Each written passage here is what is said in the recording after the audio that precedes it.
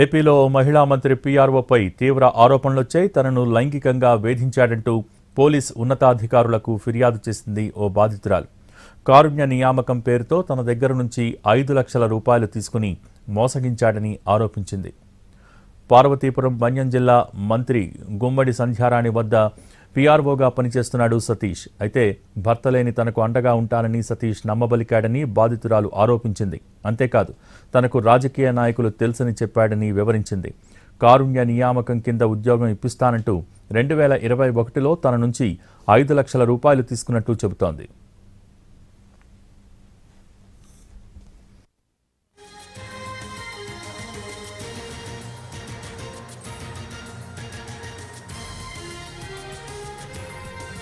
మంత్రి కొడుకుపైన ఆరోపణలు చేసింది బాధితురాలు. శారీరక సంబంధం కోసం స్నేహితుల వద్దకు వెళ్లమని మంత్రి కొడుకు ఒత్తిడి చేశాడని చెబుతోంది. తాను ఇచ్చిన డబ్బులతో పాటు లైంగిక వేధింపులపై ప్రశ్నించడంతో తనను మారుమూల ప్రాంతానికి బదిలీ చేయించాడని ఆరోపిస్తోంది బాధితురాలు.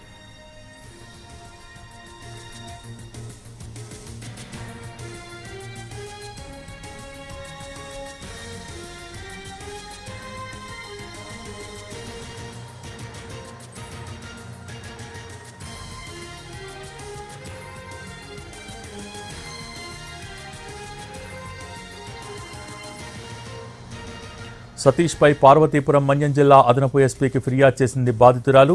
ఫోన్ చాటింగ్స్, ఆడియో రికార్డింగ్స్, డబ్బు చెల్లింపులకు సంబంధించిన వివరాలు అందజేసింది. కాగా బాధితురాలికి భద్రత కల్పించడంతో పాటు సతీష్ తీసుకున్న డబ్బులు తిరిగి ఇప్పించాలని మహిళా సంఘాలు డిమాండ్ చేస్తున్నాయి.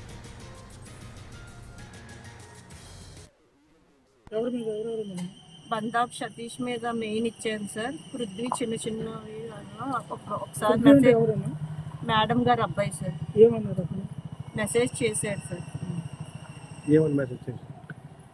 మీరు ఎంక్వైరీ చేసుకోండి సార్. బ్యూరోకి ఏదో ఉంటుంది కదా సార్.